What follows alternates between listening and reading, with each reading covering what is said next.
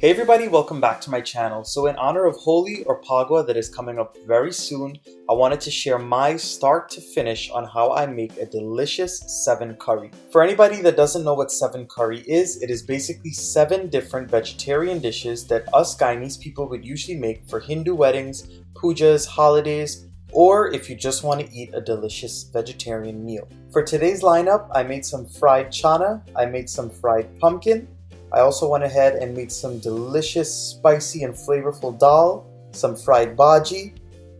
I also made some belanje and edo curry or eggplant and edo curry. I also made aloo curry or potato curry. And lastly, I made everybody's favorite katahar. So I wanted to give a big shout out to my sponsors over at Videsi East and West Indian Foods in Fort Lauderdale, Florida. I'm going to leave their address, phone number, all of that good information in the description box right below this video. So make sure you go ahead and check them out. They had all of these different ingredients. They are waiting for me to put together my 7 curry.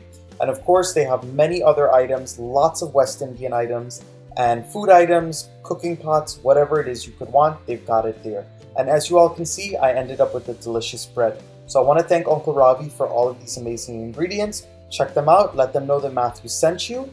And let's get into this video and start making this delicious 7 curry. I also have to give another big shout out to my friends over at Victoria Cast Iron Products. Now in today's video it's a little different. We're not using the cast iron products. We're going to be using their non-stick caldero pots or karihis. Now these pots were absolutely amazing and perfect to put together my 7 curry today. For all of my Guyanese and Caribbean folks out there, you know that we make use of these pots in our kitchen all the time. So the one I just showed you, the black one, was the non-stick caldero that they sell at Victoria. That's a 7-quart pot, and that was perfect to put together all of my dishes as well. And if you wanted any of their bigger pots like the 9-quart, 13-quart, etc., you would have to go ahead and order from them directly, or you can go ahead and buy it from like a Walgreens, a Walmart, or some other stores that they distribute to. The one I'm showing you here is their new 5-quart caldero, and it's this beautiful red color. So unlike the 7-quart caldero pot, this red one can be found on Amazon. I'm going to leave the Amazon link in my description box down below. And let me tell you guys, this was a really good find and definitely something I'm going to keep on using in my kitchen because it is non-stick. It cooked all of the food very well.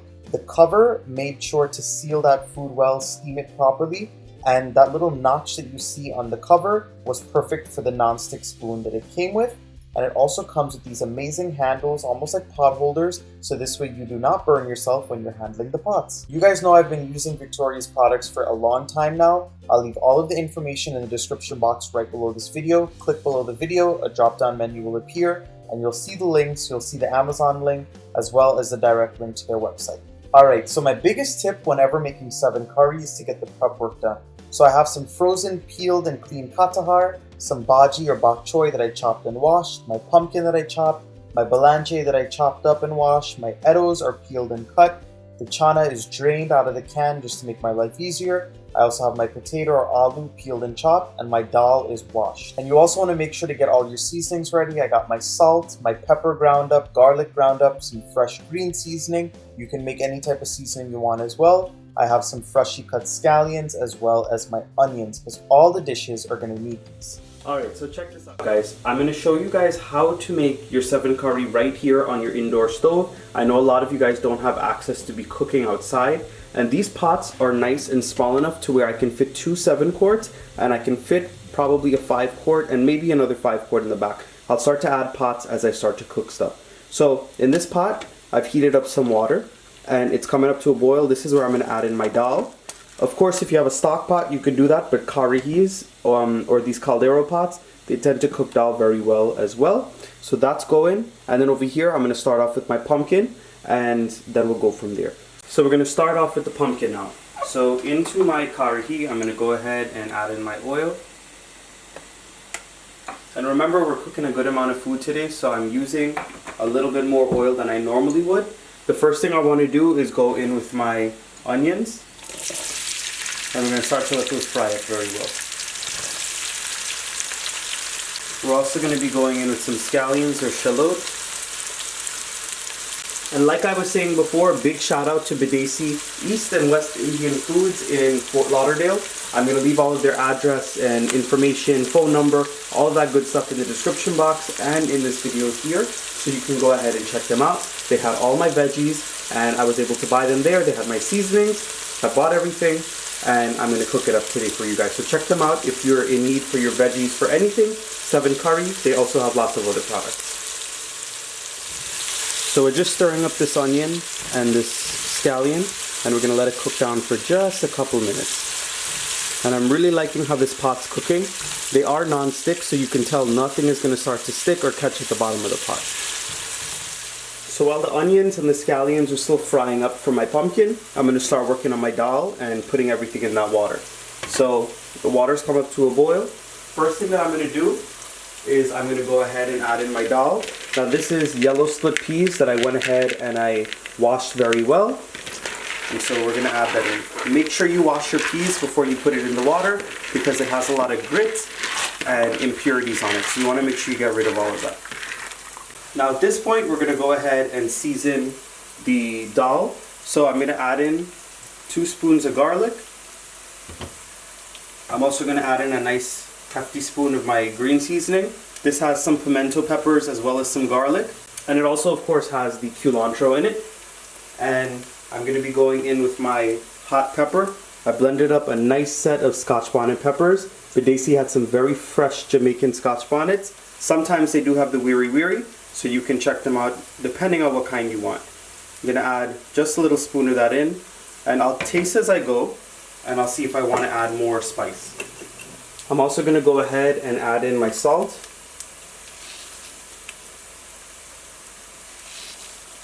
Now remember, when you're making dal, it's like a big pot of soup, so you have to salt it very well so you can get a nice flavor inside of it. This is a little something my girlfriend's family taught me.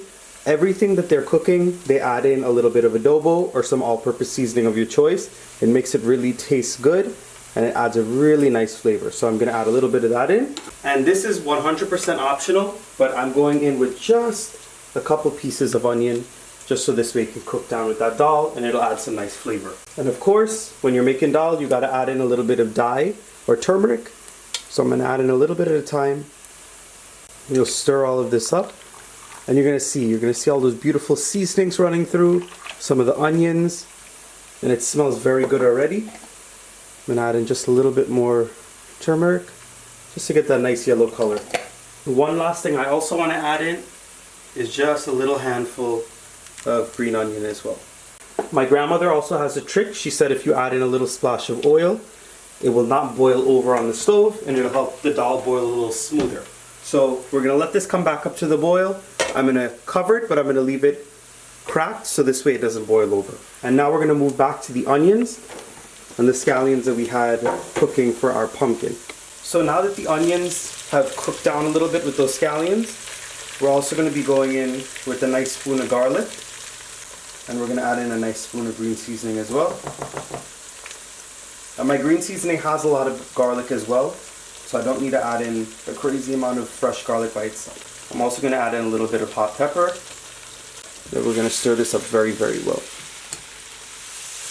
So everything is well fried up for me with this pumpkin mixture.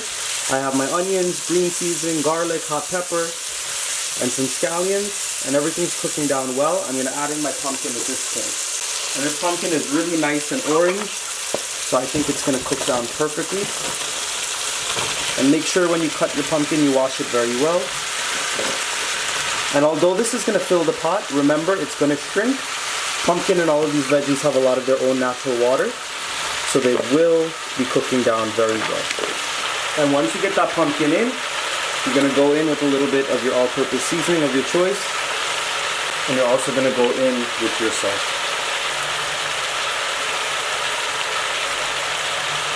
And just a little thing with me, I like to add in just a little bit of sugar into my pumpkin.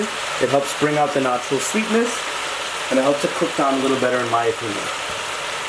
And at this point, we're just going to stir everything up very well. Get those seasonings coated on the pumpkin. And look how nice these pots are. They hold it very well. This is going to make a good amount of food, like I said. So definitely if you're cooking like for Diwali or any holidays or just making it for a bigger crowd at home, this is perfect. And of course you can inquire from Victoria Company, you can inquire for the bigger pots that they sell, and they tend to distribute those to the other stores like your Walmart, your Walgreens, and other places like that. So all that seasoning is coated up on my pumpkin. I'm gonna let this fry on a medium heat, and I'm also gonna go ahead and cover this and let that steam very well. So I've got my dal bubbling in a corner, my pumpkin, I moved it in the back just so it can saute and steam down, and now I'm gonna fry up my chana. Now, for everybody, 7 curry looks different depending on the place in Guyana you're from, your village, your family, whatever the case may be. For us, in our family, we always make fried chana whenever we have pujas or we're making 7 curry. So that's what I'm making today. Alright, so to fry the chana, I'm gonna add in some oil into my pot. First thing you gotta do with many of these dishes, of course, is your onion. I add in my scallion one time. We're just going to stir this up and let it fry down for a little bit. So once the onion and the scallions get a chance to marry together, I'm going to go ahead and go into my garlic. And I'm also going to add in a nice amount of green seasoning. I really like to cook with my green seasoning when I'm making these foods or any foods. So it's really up to you on if you want to add that in. And of course we're going to add in a nice little spoon of hot pepper. And you can add in more or less depending on your spice tolerance. We'll just fry this up a little longer as well to let that garlic cook out. My biggest tip to all of you guys whenever you're cooking these foods is make sure to have all of your ingredients prepped very well far in advance. So like last night I went ahead and I cut up my pumpkin, I cut the spinach, I went ahead and took out the katahar from the freezer, and I went ahead and made my green seasoning, cut my onions, put them in a Ziploc bag, cut my scallions in a Ziploc bag, blended up my peppers. So the only thing to do this morning when I woke up is to cut the baji or the eggplant, cut the edo and peel it, and peel and cut my potatoes for my aloo curry as well. So you just want to make sure this process can go easy. These foods are not hard to make. The prep work is what takes a long time. Alright, so everything is all fried up, and we're going to go ahead and go in with some spices now. I like to go in with some roasted ground jeera or cumin. You can add in as much or as little as you like. And I'm also going to go in with a little touch of masala as well. And once I get those in, I'm going to mix it up and let those toast up with all those seasonings. And once those seasonings get to cook down a little bit, you're going to go ahead and add in your chickpeas or your chana. And I'm using canned today because I didn't want to have to boil my own. And just like with the other foods, we're going to add in a little bit of all-purpose seasoning. And I'm also going to go in with my salt. And you just mix everything very well until the chana is coated with all of those spices, as well as the onions and the seasonings that we added in. And sometimes we're not even eating the chana as part of the 7 curry. Sometimes we'll cook this early in the day, so this way whoever's at the house helping us cook if we're having a puja or whatever, or whatnot when you have to cook all of this, this way everybody has something to snack on. So let this fry up for a little bit. And I'm also going to add in a little bit of water later on because I find that the canned chickpeas still has a little bit of hardness to it, and I like when it's nice and mushy. And I just want to show you guys the dal is bubbling away very nicely. You can see all those beautiful seasonings floating throughout. The onions are starting to cook down, and the split peas are going to start getting softened a little bit. Just keep it on a medium to medium high heat and let it boil very well. We can also check on our pumpkin at this point. As you can see, it's boiling and it's steaming up very well. Just gonna mix it up, and look, it's softening up and it's starting to melt slightly. Look at that, all those nice bottom pieces are starting to melt. So we'll keep on stirring it, and all of this juice that it's released, it's gonna help to cook and steam that pumpkin. So this way we don't have to add in any water. If your pumpkin is very hard and dry, you might have to add in water during the cooking process, but this is looking really, really good. So the chana is frying very well with all the spices, and it dried up very well. All the spices are clinging to it. So now I'm going to add in a couple drops of water, just because I like for the chana to soften up a little bit more. Of course, if you didn't want to do that, you don't have to, just my preference. In all honesty, once you fry this up for a good 10 to 15 minutes, it's done cooking. But I'm going to be cooking it down with just a little bit of water, so this way it can steam and the chana can soften up a little bit more. And we're going to cover this up, and once this dries up, and fries back in the oil, we will go ahead and serve it, and it'll be done. And look at these awesome covers that these red karahis come with. This is the 5-quart pot, and the spoon can rest right here inside of the handle. Alright, so this fried chana has been steaming here. It's nice and soft, and it started to fry back. You see some of that oil, and this right here is perfect for me.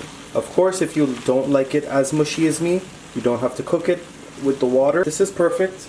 I'm going to go ahead, I'm going to top it with a little bit of green onion. And this right here is ready to serve. And look at all of this natural juice that the pumpkin is still releasing. It still has some chunks, so we're going to keep letting it cook on a medium heat until everything is cooked down very well. We're going to keep letting this cook down on a medium heat until it's nice and mushy and there's no more big chunks left.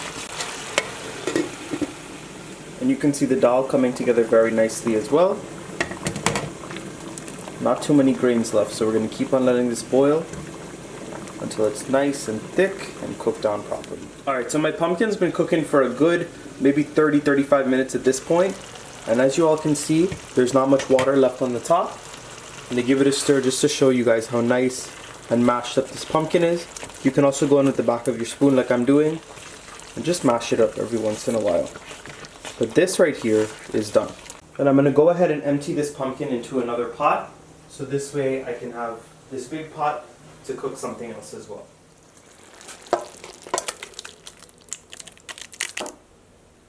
Just want to go ahead and top this off with some green onions as well. We can cover this and we can set it off to the side as well.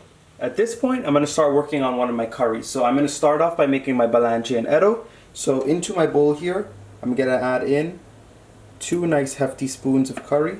And you can buy all of these curry powders and masalas and spices from Badesi. I'm using my own homemade masala for this today though. We're going to go in with a nice spoon of masala. And I'm also going to go in with a nice little spoon of ground jeera or cumin. We can add that in there. I'm also going to go in with a spoon of garlic. A little bit more. I'll also be adding a nice little handful of my green seasoning. And I'm also going to be going in with some of this ground pepper as well.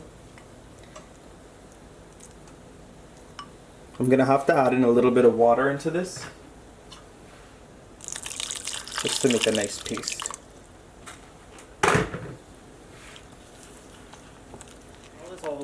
So our dal is also almost done, but I want to just put on this curry and let it start to fry up. And then I'll go ahead and finish up my dal. So of course we're going to go in with our oil. And once you go in with that oil, you can go straight in with this nice curry paste that we made.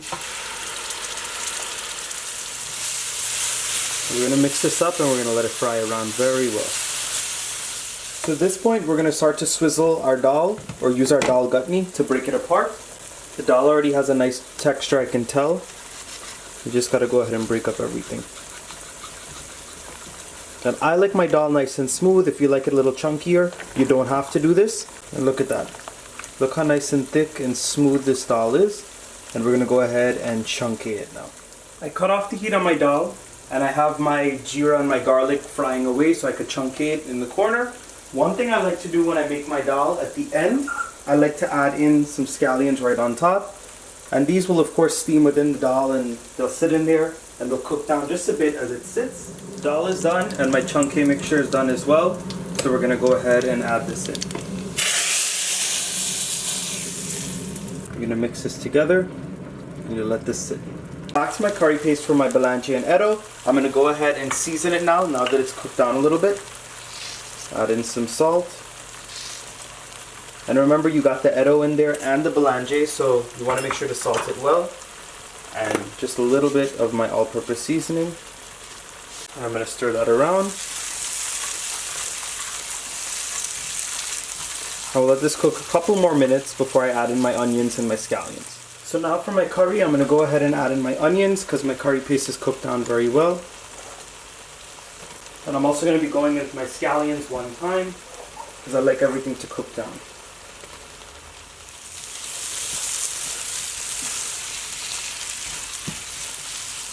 And I just want to show you guys what this dal looks like up close. So I'm going to go ahead and pour it out of this pot to show you guys what it looks like and how nice and smooth it is and all of these delicious seasonings that are floating throughout. Beautiful, beautiful pot of dal. Nice and thick, lots of seasoning. I tasted it and it tastes absolutely amazing. So this we can go ahead and cover and we can set it aside. Alright, so like I said before, our fried chana is done, pumpkin's done, dal's done. My curry mixture is done cooking for my balanjee and edo. But before I add in the ingredients, I'm going to start my next pot. And this one's a quick and simple one. It's for the baji. So we're just going to add in my oil to let everything start to really fry up very well. So into that oil, of course, I'm going to go straight in with all of my onions and my scallions. So add in some scallions first. And then I'll go ahead and add in my onions. And let these fry up very well until they cook down a bit, and then we'll add in the rest of the ingredients. And as for the balanjee and edo, you can see that it's cooking down very well. The spices have catched a little bit. So I'm going to go ahead and add in my balanjee. And I slice up my balanjee nice and thin. So this way it can cook down very well. And this is about 8 very small Japanese eggplants. You can use like 4 of those regular big ones. You can also use more or less depending on how much you have to make or how much you want to make. So add that in, and what I like to do is bunjay this eggplant down, let it release all of its water and dry up, and then I add in my edo a little bit later. So I'll see you back for that. Alright, so those onions and scallions have cooked down very well. We're going to go ahead and add in a little bit of garlic now. And the key to with all of these foods, being that they're all veggies, is to make sure you just season them very well. Add in lots of spices, add in lots of green seasoning, and your pepper and garlic, and it'll taste really, really good. Gonna add in a nice spoon of green seasoning as well. A little touch more. And I also want to add in my pepper. And these peppers were very spicy. This is about 2 packs of Jamaican Scotch bonnet peppers that I went ahead and ground up. And I've been tasting some of these foods as I go, and they've been really, really hot. So be careful depending on the kind of pepper that you buy. So just stir this around until the garlic cooks down a bit, and we'll add in the baji in a little bit. So all of my seasonings have cooked down very well. At this point, it's time to add the baji in. So what I like to do whenever making baji for 7 curry, I like to mix up different kinds of spinach. So I'm going to be going in with some frozen chopped spinach. And remember, all of this is going to wilt down a lot, so don't be alarmed if the pot's going to be very full. And right on top of that spinach, I'm going to be going in with some bok choy that I chopped up, as well as some mustard greens that I chopped up. You do not have to mix anything, it is just my preference and what I like to do. So I'm going to go ahead and add this in one time, and then we'll cover the pot and allow everything to steam very well. And you're going to see it fills up the pot, but by the end of the process, you're not going to be left with a whole set of baji. And also, I'm not going to season or salt the baji until it wilts down, because being that it's going to wilt down a lot, you don't want to add in too much salt by accident. That's just my tip whenever I'm cooking this. So I'm going to go ahead and cover this, and I'm going to let this cook down. So my balanjee cooked down very well. As you all can see, it's softened, it's cooking. And now I'm going to add in my edo, because the edo is going to take a little while to cook. And by the time it cooks, all of this eggplant or balanjee will cook down nice and mash up. I do not like big chunks in my food, so that's why I cook this down first, and then I add in my edos. Some people would add in their edos the same time as the baigan, but I don't do that. So I'm going to add them in now. And I have some beautiful big chunks of edo that are going to cook down and make such a nice gravy for this balanjee and edo curry. We're just going to mix this up very well. And we're going to cover it and let the edo fry down for a little bit, but then I'm going to cover this with water to really let it boil and create a nice gravy. And we can go ahead and check out this baji now. I see that it's starting to steam up a little bit. All those beautiful seasonings are coming up that we added in earlier. And it's a good thing we didn't add in our salt earlier, because remember, you want a better average, so you want it to shrink down a bit, and then you can get the average for how much to add.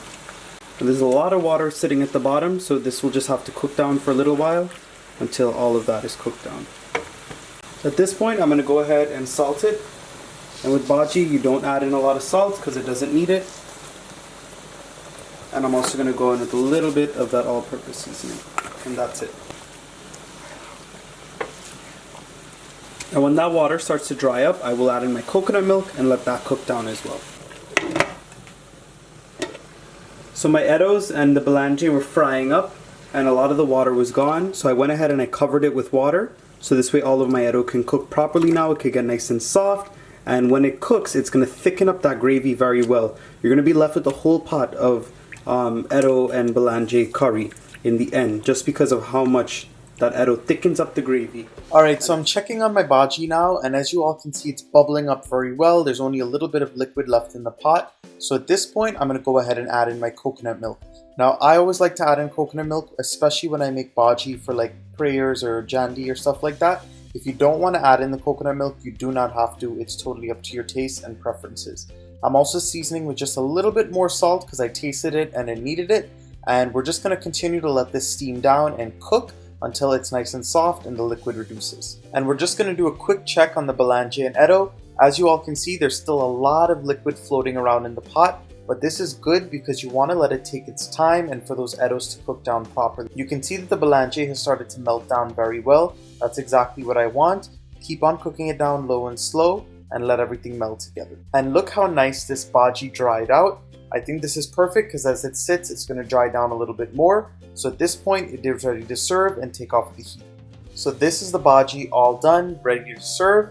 I'm going to go ahead and top it with some green onions. So this way we can just cover it and leave it to the side and focus on the rest of our dish. I want you guys to drop a comment down below and let me know what kind of baji or what kind of spinach is your favorite kind. I really like this mixture of the frozen baby spinach with the bok choy as well as the mustard greens. I know some people like poi baji, some people like chow rai baji. There's so many different types to choose from. So drop your comment below and let me know what you think. Alright, so now that my baji's done, I've got another spot for another curry. And we're coming up to the end here. We're on number 6 now. So we're going to go ahead and make the katahar, being that takes a little bit longer than the aloo curry that's also left. So I'm going to add in my oil. And once I get that oil in, I'm going to go in with that curry paste. It's the same curry paste I made for the belange and eddo. I made a little bit more just because it's a little more katahar than belange and eddo.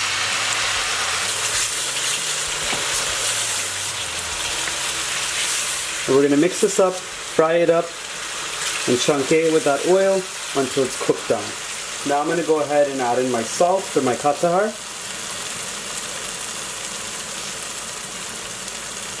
And I'm going to add in a little bit of this all-purpose seasoning as well. And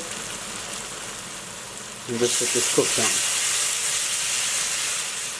Alright, so this curry mix has cooked very well.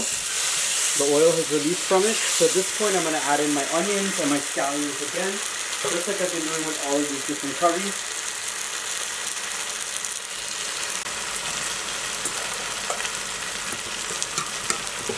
We're going to stir this together until it cooks down a little bit. And as for the belange and eddo, it is done cooking as well. You're going to see how nice and thick it got. So that little bit of water, that gravy that's left on top, remember as this sits and cools down, it's going to thicken up even more. And my eddos are nice and soft. As you can see, they're mashing away into the gravy already. So this is perfect. I'm taking it off because you do not want it to get too thick. And all of that belange melted nicely, just like how I like it. I don't like big chunks at all. If you do, cook it less, but this is perfect for me. And look how soft that eddo is. Beautiful and soft. And this right here is perfect for me. So I'm going to go ahead and empty it. And I already tasted these things for salt, and the salt is absolutely perfect. Look how nice and thick this belange and eddo is. Perfect texture. And it has such a nice spicy taste as well. So I cannot wait to dig into this. I'm going to go ahead and top this with some green onions as well. And leave this in the corner to sit. So this is peeled, steamed, and washed katahar that came from Bidesi. I went ahead and I just rinsed it out of the package very well because that's something I like to do. And I'm squeezing out all of this excess water that it came in. Because you don't want this to be super watery. And also you don't want to get that taste that it might have had in the package. So you want to squeeze it out. And I'm going to keep on adding this in until I get all in. I'm using 3 packages today. But you're going to see with katahar as well, just like with many of these veggies, they tend to shrink. So remember, we're not going to be seasoning this with any salt or adobo because we added that into our curry paste. I want to add in just a little bit of extra jeera. And we're going to mix this in very well, and we're going to let this katahar bunje down with all of the spices. So the katahar is stirred up with all of the spices and it's bunjeing with everything very well. I'm going to cover it and I'm going to let it steam down with the spices a little bit, and then I'll add in the water later, and then we'll go there with the coconut milk as well. And look at that nice color that the katahar is getting from all those spices. Exactly what you want. So we'll continue to cook this down. So while the katahar is bunjing, let's put on the last curry that we have to make, which is our aloo curry or potato curry. So into my pot, I'm going to add in my oil. And same thing, when it starts to heat up, we're going to go ahead and add in the curry paste. Same curry paste I made before. It's curry powder, masala, a little jeera, lots of pepper, some my green seasoning, lots of garlic, and you mix it up with a little bit of water. Now add that in, and we're going to go ahead and let this cook up. So now that the curry mixture has sizzled down a little bit and it's starting to fry down, we're going to go ahead and add in our salt.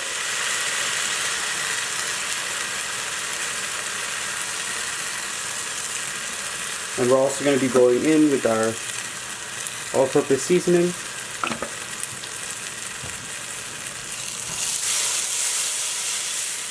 And at this point, we're going to go in with our onions.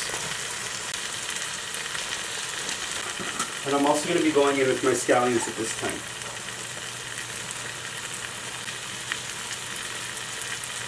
And we're just going to stir this up and let it cook down. Alright, so my curry mix for the aloo curry is all done.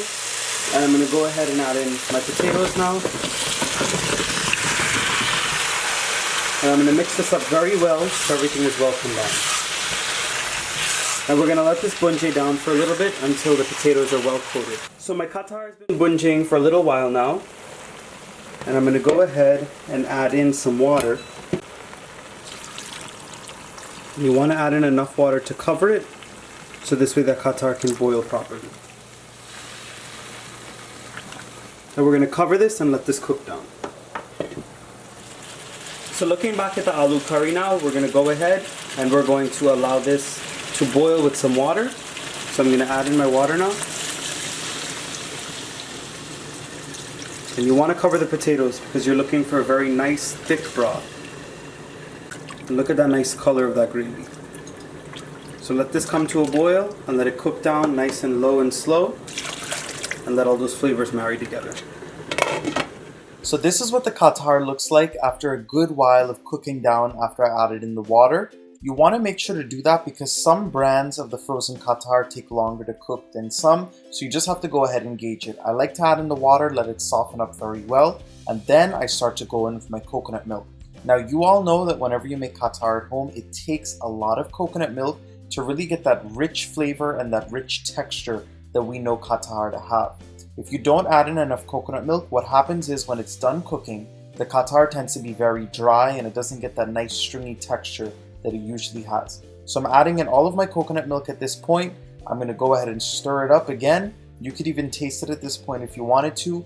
Cover it and literally just let it cook low and slow until the katahar turns nice and stringy and soft, and the pieces of the seed are nice and soft as well. So while my katahar is bubbling away, I wanted to show you this beautiful aloo curry that is totally done at this point. As you all can see, the gravy or the surwa is nice and thick. The potatoes have gotten nice and mushy and mashed down. I don't like to overcook it too much because when you serve this, some people like really big chunks of potato and some people like those nice small little pieces of the potato and the gravy as well. So I like to make everybody happy and not overcook it at all. And let me give you guys the final pour of this aloo curry. Look how nice and thick and rich and amazing that sauce on the curry looks. It looks absolutely perfect. I'm going to top it with some scallions as well and set this to the side. So this is my katahar all finished. Look how amazing it looks. You can see that it got nice and stringy, it got nice and soft. Those seeds are nice and mushy now, and this color is exactly what I want my katahar curry to be. Now, I wanted to mention that some brands of katahar, when you buy it frozen especially, some take longer, some take less time to cook. So if you wanted to make sure that all of these dishes are finishing sort of at the same time, I would go ahead and put this to cook first instead of towards the end like I did.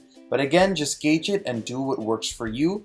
We're done with our 7 curry and ready to eat. So here it is, my finished 7 curry. My balange and edo, my fried pumpkin, fried chana, my beautiful, delicious katahar curry, my dal, that baji we made, and my aloo curry. Everything was so easy to make, so easy to put together with all the prep work that we did. And of course, it made it easier that I had great ingredients from Badesi and these beautiful pots to cook in. Like I mentioned before, if you want to get all of your 7 curry ingredients or any Guyanese, Trini, Caribbean ingredients in general, go ahead and check out Badesi East West Indian Foods in Fort Lauderdale, Florida. I'm going to leave the address, phone number, contact info, and everything in the description box right below this video. So be sure to check that out and check them out. Let them know that Matthew's Guyanese Cooking sent you for all of your ingredients and your needs. I would also like to once again give a big shout out to Victoria Cast Iron Products for all of these amazing pots that they went ahead and sponsored for this video today. I wanted to show all of my fellow Guyanese and Trini people out there that they do sell these caldero or karahi pots out there as well. You can buy them on Amazon, or you can go ahead and call Victoria Products directly or order from them directly to get the black color ones and any larger ones. Like I said before, the red pots, they can be found on Amazon, and I'm going to leave all of those links in the description box down below. So that's it, everybody. From start to finish, a beautiful 7 curry. Please keep in mind that depending on the village you're from in Guyana, the family you come from, your own traditions, your 7 curry might look a little bit different. Go ahead and drop a comment down below and let me know what your family makes as 7 curry. I want to thank each and every one of you for staying along with me throughout this video and for helping me put together these amazing dishes. I'm going to go enjoy my 7 curry with my hand because that is the only way to enjoy this. And I hope you all enjoyed. Please have a safe, happy, healthy, holy, or Pagwa.